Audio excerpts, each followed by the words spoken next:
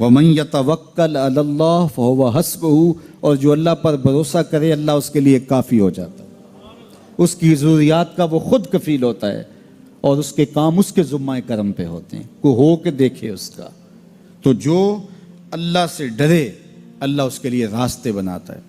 حضرت عوف بن مالک رضی اللہ تعالی عنہ الاشجعی حضور کی خدمت میں حاضر ہوئے اور عرض گزار ہوئے کہ میرا بیٹا سالم مشرکین کی قید میں ہے اور میں فاقوں کی حالت میں ہوں، تو فرمایا آل محمد کے پاس ایک سیر جو ہیں، بس اس کے علاوہ ہمارے پاس بھی کھانے کے لیے دنیاوی اسباب نہیں ہیں۔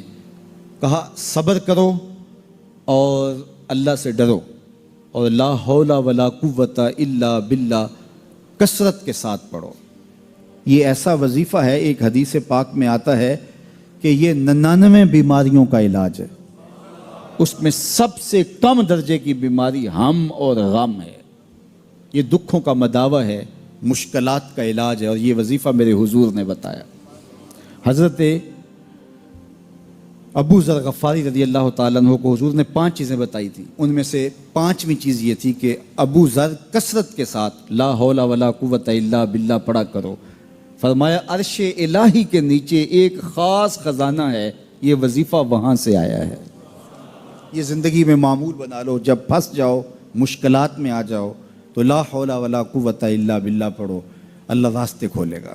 تو حضور نے 3 چیزیں فرمائی، اللہ سے ڈرو، صبر کرو، اور کثرت کے ساتھ لا حول ولا قوت الا باللہ پڑھو۔ وہ فرماتے ہیں کہ میں یہ عمل شروع کیا، ابھی گھر میں بیٹھا ہی تھا کہ دروازے پہ دستک ہوئی، تو میں اٹھا کہ دروازہ کھولوں دیکھوں کہ کون ہے، تو دروازہ کھولا، دیکھا میرا بیٹا کھڑا ہے اور اس کے پیچھے 100 اونٹ کھڑے ہیں۔ تو میں نے کہا کہ تم اور یہ اونٹ؟ کہا مجھے موقع لگ گیا، میں ان کی قید سے بھاگ آیا اور آتے آتے ان کے 100 اونٹ بھی ہانک لایا ہوں۔ وَيَرْزُقْهُ مِنْ حَيْثُ لَا يَحْتَسِبُ، وہ تمہیں وہاں سے رزق دے گا جہاں سے تمہیں گمان بھی نہیں، اس کے ہو کے تو دیکھو۔ اللہ اکبر، اللہ کے ہو جاؤ تو پھر وہ تمہاری ضرورتوں کا کفیل ہو جائے گا۔ فرمایا حضرت عبداللہ ابن مسعود رضی اللہ تعالیٰ عنہ نے کہ کسی شخص کو فقر و فاقہ آ جائے تو وہ لوگوں کو بتائے کہ میں آج کل بڑے مشکل حالات میں ہوں، ہر وقت لوگوں کو بتاتا رہے تو اس کی مشکل بڑھے گی، اس کی مشکلیں آسان نہیں ہوں گی اس طرح۔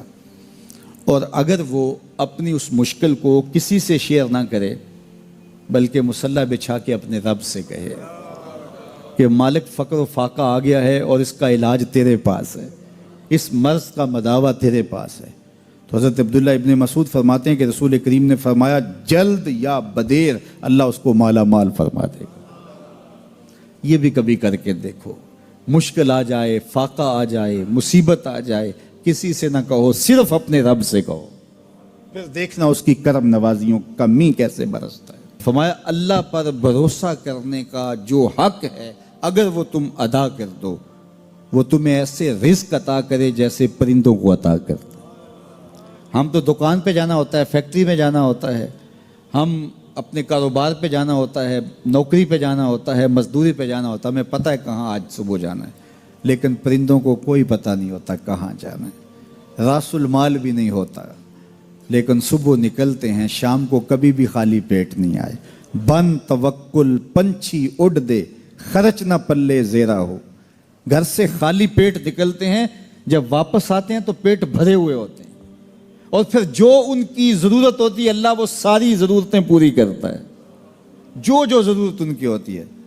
یہ شیر کتنا گوشت کھاتا ہے اللہ روز اسے دیتا ہے، یہ ہنس روزانہ سچے موتی کھاتے ہیں، اور آپ مارکیٹ میں لینے جائیں لاکھوں روپے لگا کے تولے ماشے کے حساب سے آپ خریدتے ہیں، پھر بھی آپ کو یقین نہیں ہوتا کہ یہ سچے ہیں یا 2 نمبر ہیں۔ اور ہنس دنیا پہ کروڑوں جانور پائے جاتے ہیں، روز کھاتے ہیں، صبح بھی، شام بھی، دوپہر بھی، پیٹ بھر کے کھاتے ہیں، اللہ روز انہیں عطا کر۔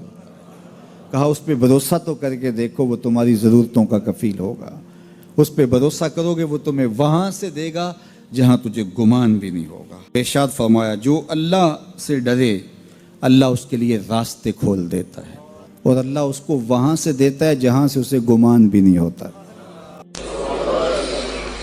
حضور نبی رحمت صلی اللہ علیہ وسلم نے ارشاد فرمایا 4 اشخاص ایسے ہیں جن کو جنت میں جانے سے کوئی چیز نہیں روک سکتی، اور فرمایا اگر لوگوں کے سست پڑ جانے کا اندیشہ نہ ہو تو اے عمر میں تجھ کو کہوں کہ یہ بات گلیوں اور بازاروں میں لوگوں کو بتا دو۔ اور پھر حضور نے ان 4 اشخاص کا تذکرہ کیا۔ ایک وہ شخص جو والدین کے ساتھ حسن سلوک کرتا ہے، دوسرا وہ شخص جس کی اولاد زیادہ ہے ذرائع آمدنی تھوڑے ہیں لیکن وہ اپنی اولاد کے پیٹ میں لقمہ حرام نہیں جانے دیتا۔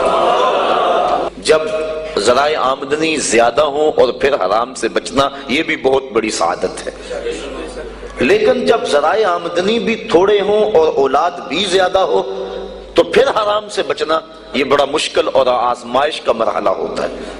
تو جو اس موقع میں رزق حرام سے بچا، قیامت کے دن حضور کے فرمان کے مطابق جنت میں جانے سے اسے کوئی شے نہیں روک سکتی۔ اور ہم صحابہ کی زندگیاں دیکھتے ہیں، فجر کی نماز ہوتی ہے، ایک صحابی جلدی سے اٹھ کے چلے جاتے ہیں۔ ایک دن آقا کریم نے پوچھا کہ ابو درداء کیا بات ہے؟ تو حضرت ابو درداء نے عرض کی حضور آپ جانتے ہیں آج کل مدینے میں کھجوریں پکنے کا موسم ہے اور سحری کے وقت ٹھنڈی ہوائیں مدینے کی سرزمین کو سلام کرنے بھی آتی۔ میرے ہمسائے کے صحن میں ایک اونچا لمبا درخت ہے کھجور کا جس کا جھکاؤ میرے گھر کی سمت ہے، اور جب ہوا چلتی ہے تو اس سے کھجوریں ٹوٹ کے میرے ویڑے میں گر پڑتی ہیں۔ میں جلدی جلدی اس لیے چلا جاتا ہوں کہ بچوں کے اٹھنے سے قبل وہ کھجوریں اٹھا کے ان کے گھر میں پھینک دوں، کہیں ایسا نہ ہو کہ میرا بچہ کوئی کھجور اٹھا کے اپنے منہ میں ڈال لے۔ یہ صحابہ کا مزاج۔ اور ہماری سڑک سے گنے کی ٹرالی گزر کر تو دیکھیں، ہم بچے کو شاباش دیتے ہیں کہ بڑا دلیر نکلا ہے۔ جس کو آج آپ حوصلہ افزائی کر رہے ہیں کل بڑا ہو کے ڈاکو بنے گا، کل بڑا ہو کے راہزن اور لٹیرا بنے گا۔ اولاد کی تربیت کے باب میں یہ بات ہے کہ اگر وہ گناہ کا ارتکاب بچپن میں بھی کرتے ہیں تو ان کی وہاں حوصلہ شکنی کی جائے تاکہ ان کے دل میں گناہ سے نفرت پیدا ہو جائے۔ تو حضرت ابو درداء نے عرض کی حضور میں اس لیے جلدی چلا جاتا ہوں کہ ہمسائے کے گھر سے جو کھجور کا درخت ہماری سمت جھکا ہوا ہے اس کی کھجوریں جو گرتی ہیں میں ان کو اٹھا کے ان کے صحن میں پھینک دوں تاکہ کہ میرا بچہ وہ کھجور اپنے اندر نہ لے لے۔ اور آپ جانتے ہیں کہ حضرت امام حسین رضی اللہ تعالیٰ عنہ مسجد نبوی میں آئے، صدقے کی کھجوروں کا ڈھیر لگا ہوا تھا، بچے تھے، ایک کھجور اٹھا کے انہوں نے اپنے منہ میں ڈال لی۔ تو آقا کریم صلی اللہ علیہ وسلم تیزی سے آگے بڑھے اور ان کے حلق میں انگلی ڈال کر حضور نے کہا کہ اس کو نکالو باہر اور اندر سے کھجور باہر نکلوا دیں۔ میں اور آپ اپنے رزق پر اگر غور کر لیں اور اپنے رزق کی حلت کا سامان کر لیں تو عبادت کی لذت نصیب ہو جائے۔ تیسرا وہ شخص کہ جس نے ایسی سچی توبہ کی کہ دوبارہ گناہ کی طرف جانا اتنا مشکل ہے جس طرح تھن سے نکلا ہوا دودھ دوبارہ اندر نہیں جا سکتا۔ اور چوتھی وہ عورت جس نے اپنی ساری محبتیں اپنے خامد پہ نچھاور کر دی اور اس حال میں مری کہ اس کا خامد اس پہ راضی تھا، اس کو جنت میں جانے سے کوئی چیز نہیں ہو۔